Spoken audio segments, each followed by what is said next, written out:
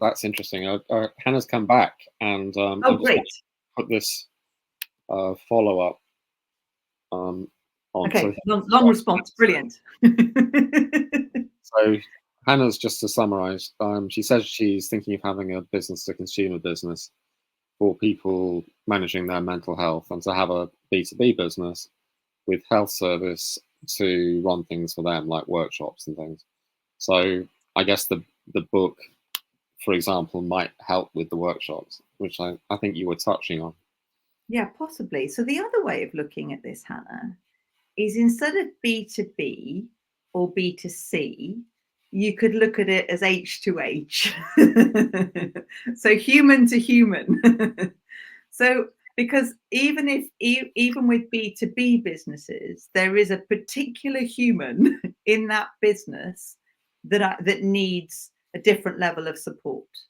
So what can happen sometimes then is you can then have one marketing message, because ideally you want one marketing message. So with regards to marketing, Hannah, if we set ourselves up to be, I know, Hannah, you can probably help all sorts of people. We can often help all sorts of people. However, if we market to everybody, we actually end up by working with nobody or marketing to nobody.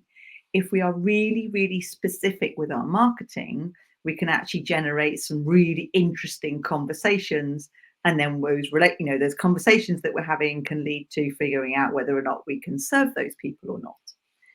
So with regards to your B2C and your B2B, slightly different businesses, if you figure out exactly who the person is that you love working with, it might be that sometimes they're in a B2B and sometimes they're in a B2C, and it doesn't matter, because you're talking about that very particular type of person with that very particular type of challenge, and you're helping them get a very particular type of outcome.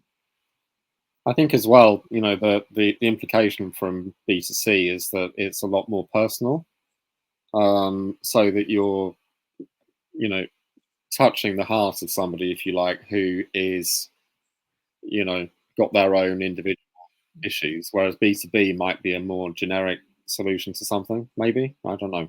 Maybe. I tend to find with the people that we work with, actually they think it's more generic until they get into the nitty-gritty of working with those companies, and then they actually figure out that actually it's not.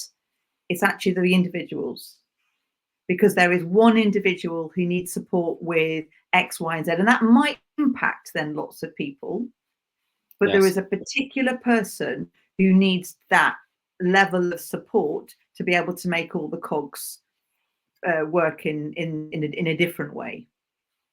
Okay.